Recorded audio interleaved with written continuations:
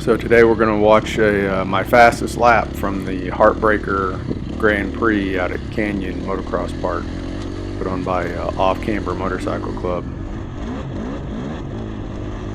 So right here I'm catching up with a guy that had actually spent almost an entire lap passing just a lap ago, and somehow he got back by me. I don't know exactly how. See, I call him no seat guy because he has no seat. I guess he crashed and broke his seat off.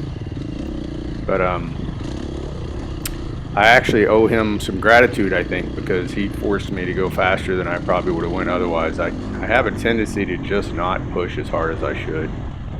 A lot of times I really am lollygagging around, just not attacking the course at all. But I'm going to chase him again for most of this lap. Last time I chased him for far too long. He has zero inclination to let somebody by, even if they've proven they're quicker. But he passed me originally, and then I decided, well, I'm going to use that to try to keep up with him, and it turned out I could go faster than he was going after all.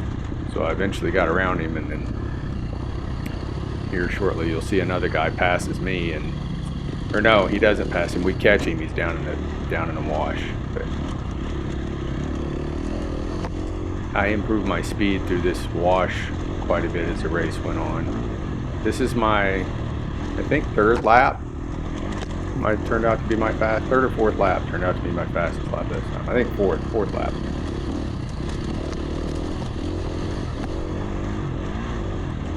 .1906 was my time. Order and timing and scoring, and my video supports that because I put 2 seconds of lead and out video. It came out to 1910 on my video editor here.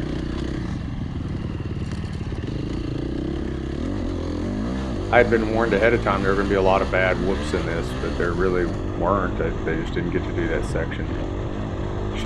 Right here is a section where I really probably could have gone a lot faster every lap than I did. What's going to prove interesting is that this is my fastest lap, and I had several mistakes, got held up. One time I'm going to hit this guy right in the rear end going up a hill that he gets hung up on, and I get stuck there behind him for a second and stuff. So there you go. I'm trying to get around him, and he knows I'm there, but you know, this is a Grand Prix. Nobody has to let you by, but it is kind of frustrating when you're not even in the same class. You're in the same division, I should say. But like I said, seriously, I'm sure I would not have gone as fast if I didn't have somebody to chase. I'm not good at pacing myself and just forcing myself to push. I have too much of a tendency to go into conservative mode if I'm on my own.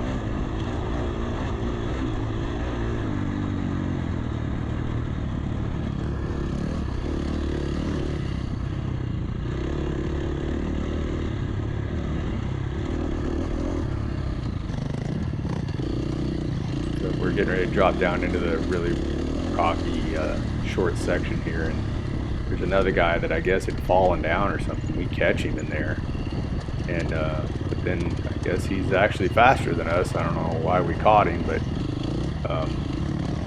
he doesn't let me by, and he ends up forcing himself past the seatless guy here eventually.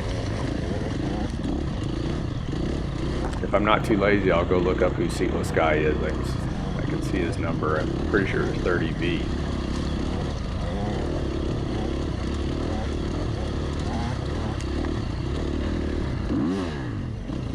Nobody owes you to let you pass. This is a Grand Prix or like a hare scramble. They don't owe you to let you pass, but obviously it'd be nice if they're not in your division. But I had already used that trick to get by seatless guy on the last lap. I chased him for a long time, and he would never let me by. So finally, I laid back a little bit, and then just flew up right on his tail and slammed on the throttle like I was a AA guy, and he let me by.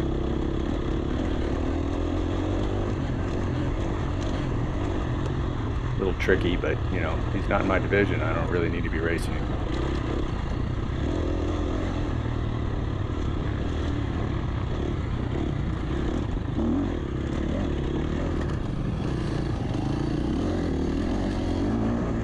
guy made it interesting too, because I think he kind of stepped up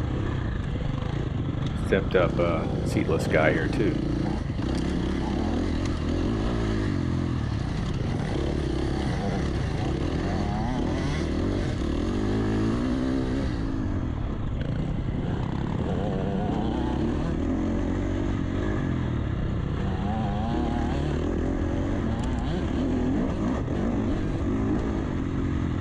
See, he's trying to force his way around him all over the place here. Working awfully hard up there for my effort looks pretty low compared to his. Going the same speed here.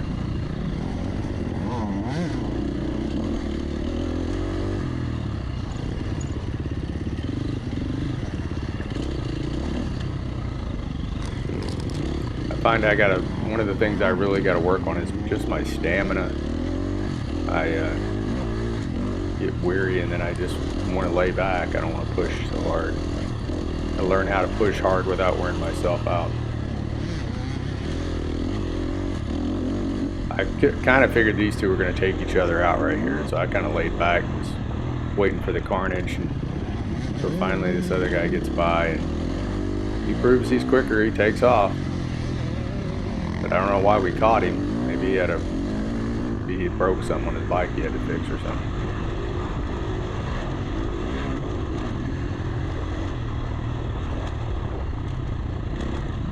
Until we're getting ready to go up. I got hung up on it, I think just twice out of my 6 laps, or 7 times I went through this to the start.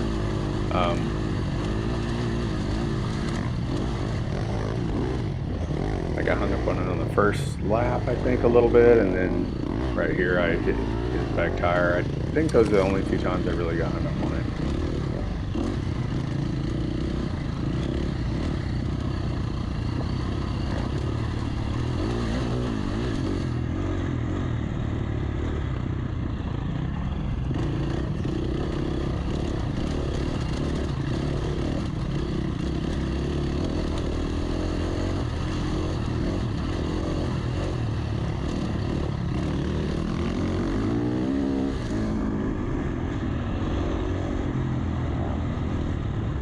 So on the motocross track, I'll just tell you that well, here's another interesting, is this the guy here? We'll see in a minute. So seatless guy ends up with a red plate behind him for a long time and holds him up for a long time. I was really surprised how patient the red plate was, not pushing it.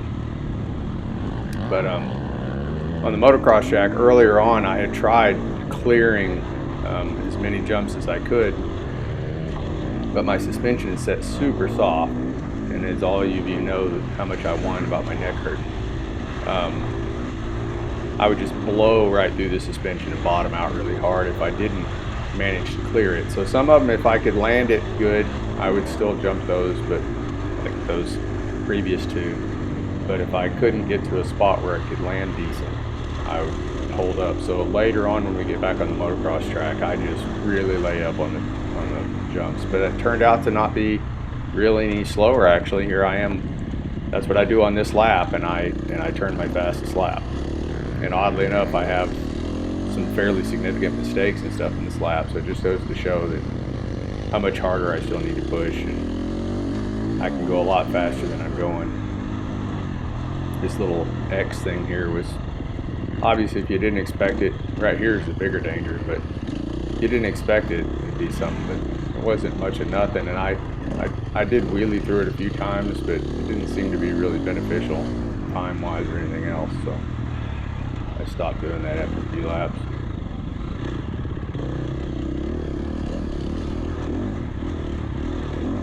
Here, this is what I find interesting right here. So those guys gap me here. There's a red plate behind the seatless guy, and I just reel them right in right here, just on this little bitty section. To me, this is where you make up time.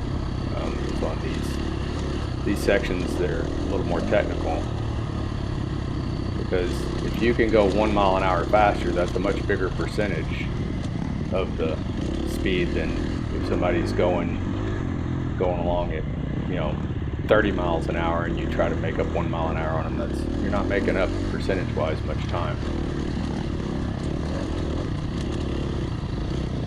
So I was really surprised this red plate guy wasn't more aggressive with trying to get around him. So then right up here, no, not here, but on the next little uphill, I'm going to make a mistake and get hung up. Got knocked off course by a rock. These rocks here are kind of punishing. Just wear you out, kind of, really. Right here, I get hit on something, and I'm off the wrong direction. Oh, that's not good. So luckily nobody was behind me, so I'm gonna get going again. So now I got to reel him in again. This is the story of this lap. I keep having to reel seatless guy back in.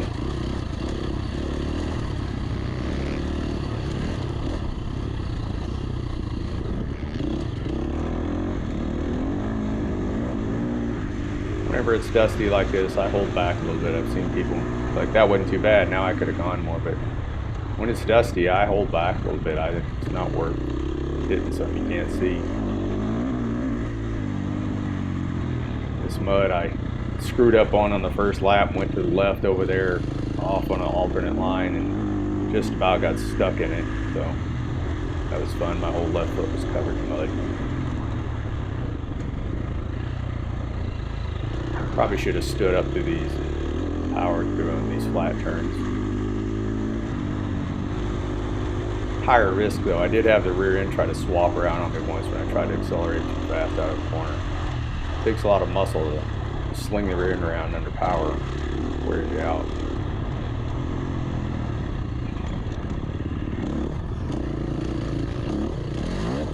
Ryan Wells passed me right there. The one time he passed me, he was hauling. Or the one time I noticed him pass me.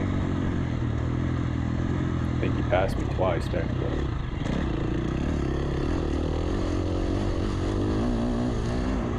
So in here I always made up time on anybody that was in front of me, including red plates.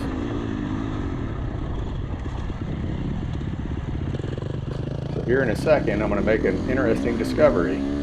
So I've been fine. I've had back brakes up till now. I think going into that corner, coming out of that little canyon, I noticed I couldn't find my brake, and lo and behold, hey, I don't have a brake pedal anymore. So I don't know how it came off, but it just sheared the little foot perch off that attaches to the pedal. No obvious damage to it. I'd say it's just a defective part. Just sheared clean off. And, the screws are still there and everything, and the part that gets screwed onto the pedal is still there. So I get to complete the rest of the race. The rest of this one plus 2 more laps with no back brake. Maybe I'm faster without back brakes. I don't know.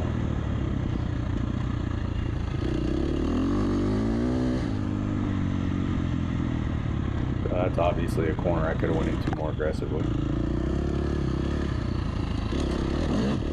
It's so fun analyzing yourself in post. So later I took the line over here to the right. You see the seatless guy went down again over here. So this is how I get around him this lap, as he fell down.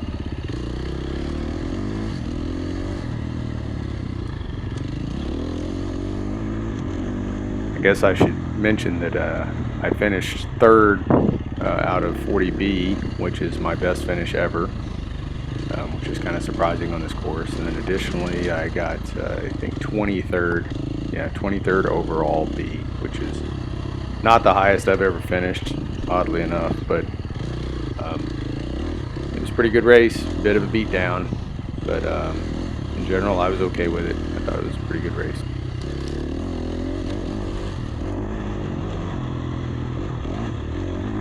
Kind of flat turns right here with no berm at all, and the traction's kind of sketchy out here, except the blue line's pretty good, obviously, but most of this is pretty sketchy. There's a little bit of loose stuff on top of the hard pack. I'm pretty careful on this stuff. I'd rather go slower around it than lose it, and I'm just not really good at attacking those. Right here, a little mud going right into the corner, and I got no back brake, so the corner going. Careful going into that.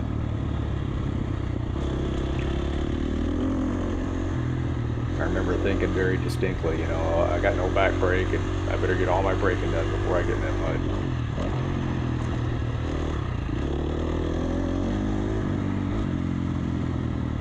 Something I'm not good about doing is getting my braking done before the corner. Probably need to work on that. Everybody says that's what you should be doing. Here we got more slow motocross. I don't attack this at all. Sometimes I would jump this all the way down. Sometimes I didn't even try. This one's worth jumping. But like this, I don't even try to attack it, and you're still setting a pretty decent pace. I don't think it makes a whole lot of difference. If I could truly clear it, then it would be worth it, but if I can't clear it, man, it's just too hard on my neck. Many times I come up here and attack this one right here and jumped and almost couldn't make this corner. I think the first 3 laps I did that. This may have been the first lap where I actually remembered that it turned to the right after.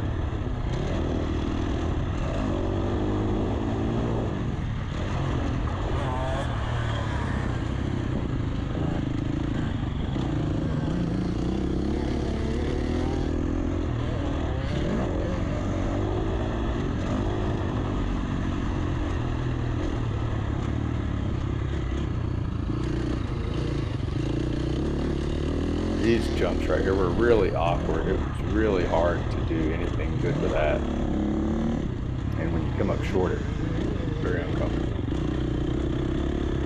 So these are the ones that I had tried clearing this, and I'd say I came pretty close on this one, and I came really close on this one too, but I landed right on the flat on the top and bounced halfway down the hill, and oh good God, did it hurt my neck. So there's seatless guy still on my butt. So I'm like, oh gosh, I gotta get going. So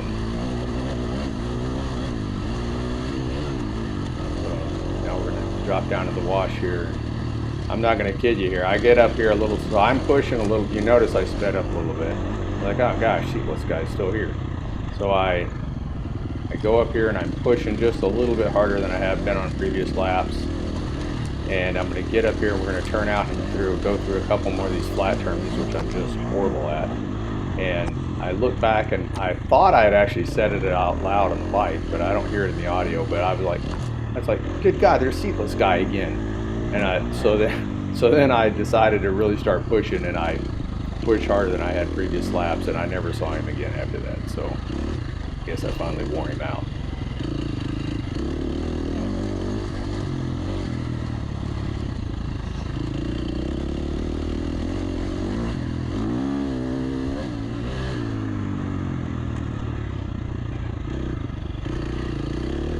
Bad crash right here earlier. There's I think it was a AA or an A. A couple guys already tending to him when I got there, and their course workers were running over there, but he looked like he was pretty miserable. So hope he turned out all right. I think one of my other riding buddies said that he had talked to him in the pits and made it back okay. This section here I got a lot better at over the course of the race. This isn't probably the best I went through it, but earlier I was just letting myself get psyched out by the loose rocks and backing off too much. A lot of things I don't know what it is with me on race days, I always let things psych me out. Like this stupid hill right here, I let it get me so many times. I only made it clean up this maybe three out of the 6 or 7 times I went through it. So that was pretty frustrating. But there you go. That's the whole race, or whole lap.